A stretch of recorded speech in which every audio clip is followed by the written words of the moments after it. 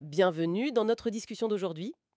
On va explorer ensemble des notes de chimie qui portent sur les solutions aqueuses.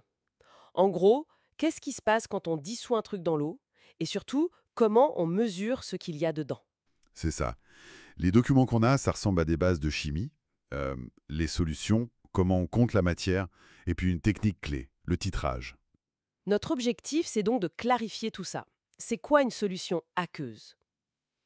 La mole, cette fameuse mole, comment on compte avec, et puis la concentration, le titrage, bref, on va essayer de rendre la chimie un peu plus accessible. Tout à fait. Alors, pour commencer, une solution aqueuse, les notes disent mélange liquide homogène. L'eau et le solvant. Bon, ça semble simple, mais homogène, qu'est-ce que ça signifie vraiment? Ben, homogène, ça veut dire qu'on voit qu'une seule phase, quoi. On ne peut plus distinguer à l'œil nu le produit qu'on a dissous, le soluté, du liquide qui dissout, le solvant. Ouais. Prends le sel dans l'eau, ou même du sirop.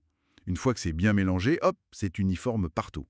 Ça, c'est une solution. Ah d'accord. Et si le solvant principal, c'est l'eau, ben on dit qu'elle est aqueuse. À l'inverse, si tu mets de l'huile dans l'eau, tu vois bien les deux, Les deux couches séparées, oui. voilà, ça reste hétérogène. Ce n'est pas une solution. La clé, c'est vraiment cette uniformité. D'accord, c'est clair. Alors, une fois qu'on a notre solution bien homogène, comment on fait pour savoir combien de solutés on a mis dedans?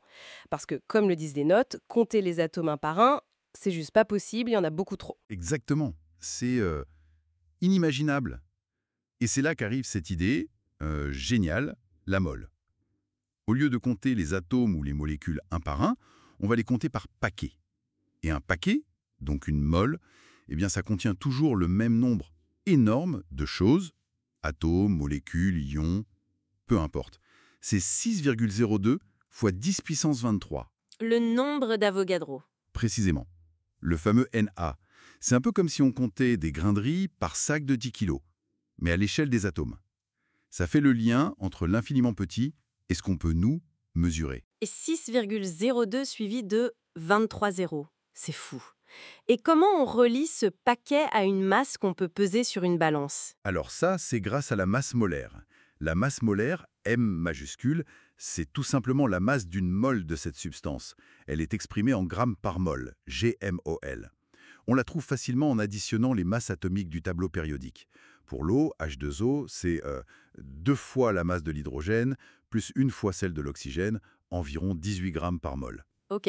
Et la relation super importante, c'est N égale MM. La quantité de matière N, en mol, est égale à la masse M en grammes, divisée par la masse molaire M.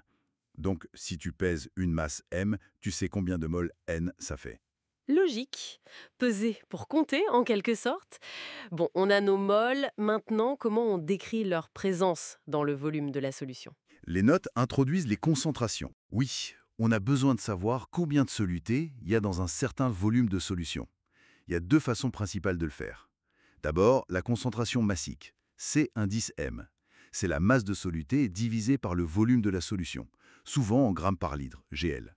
C'est assez direct, on pèse, on mesure le volume, on divise. Et la deuxième? La deuxième, c'est la concentration molaire, C majuscule. Là, c'est la quantité de matière, donc les moles, de soluté, divisée par le volume de solution. L'unité, c'est mol par litre, mol L. Et pourquoi on utiliserait plutôt celle-là en chimie?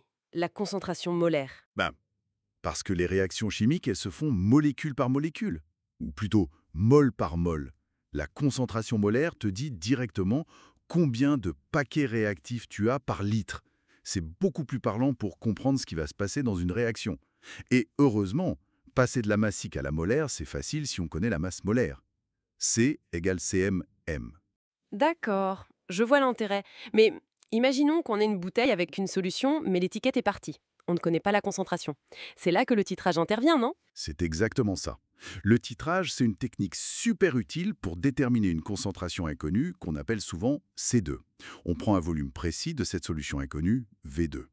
Et on va la faire réagir avec une autre solution dont on connaît parfaitement la concentration, C1. C'est la solution titrante. On la verse goutte à goutte, en général depuis une burette graduée. Et on arrête quand? On arrête à un point très précis qu'on appelle le point d'équivalence. Souvent, on utilise un indicateur coloré qui, hop, change de couleur pile à ce moment-là. D'ailleurs, les notes rappellent les pictogrammes de sécurité. corrosif, filtrant. Il faut faire attention avec ces produits, lunettes, blouses, etc. Bien sûr. Et ce point d'équivalence, qu'est-ce qu'il signifie chimiquement? C'est le moment clé. Ça veut dire qu'on a ajouté juste la bonne quantité de solution titrante pour réagir totalement avec le produit qu'on voulait doser dans la solution initiale. Dans les cas simples, comme un acide qui réagit avec une base, comme dans les exemples des notes, à l'équivalence, les quantités de matière en mol qui ont réagi sont égales. Donc N1 égale N2. Ah! Et comme N1 égale C1 fois V1 et N2 égale C2 fois V2, si N1 égale N2, on arrive à cette fameuse formule C1 V1 égale C2 V2. Exactement. C'est le raccourci prapique. On connaît C1, la concentration de la solution dans la burette. On connaît V2, le volume qu'on a mis dans le bécher au départ.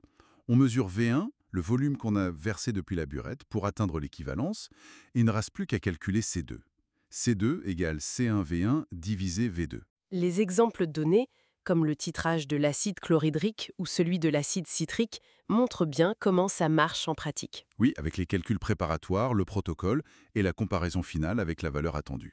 Bon, ben voilà un bon tour d'horizon de la définition simple d'une solution jusqu'à cette technique de mesure assez fine qu'est le titrage, en passant par les mols et les concentrations, des outils essentiels pour les chimistes, j'imagine. Absolument. Et ça ouvre une dernière petite réflexion peut-être. L'exemple de l'acide citrique.